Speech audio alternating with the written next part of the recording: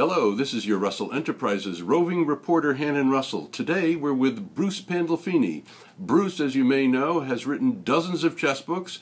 His two most recent ones are Chess Movies 1 and 2, as well as Let's Play Chess, a third one that he's done that Russell Enterprises has published.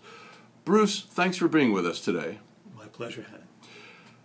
Chess Movies is an interesting concept. Tell us about that. Well, chess is a highly visual game, and so what I've tried to do in both volumes, Chess Movies 1 and Chess Movies 2, is to make every single position available to the eye. So we've diagrammed every single move. There's a diagram after every half move, right? Actually, after every half move, quite correct. You can't carry a chessboard around with you so conveniently, and so I think you should be able to see the board. And have you made comments after each diagram? We've explained each move in concept and sometimes in variation. Who are these books designed for? What level player? I'd say for the introductory player and for middle range players, they maybe around between 12 and 1500. And tell us about the first volume, Chess Movies 1, called Quick Tricks. Yeah, they're fairly quick and they're somewhat tricky.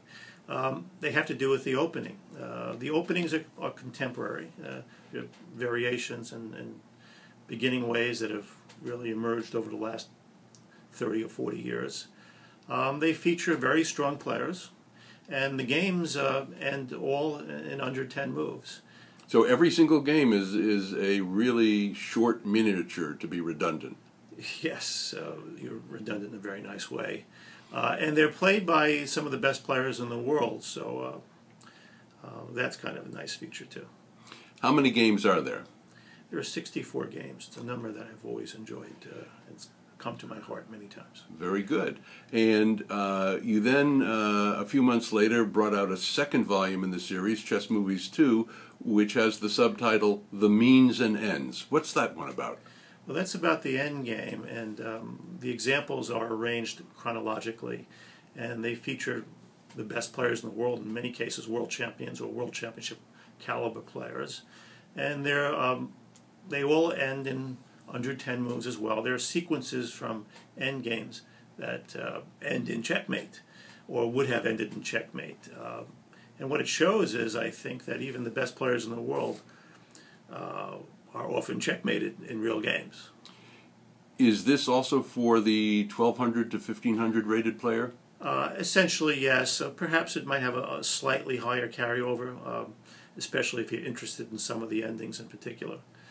Stronger players might take a look at it, but mainly it is for the 12 to 1500 player. Yeah.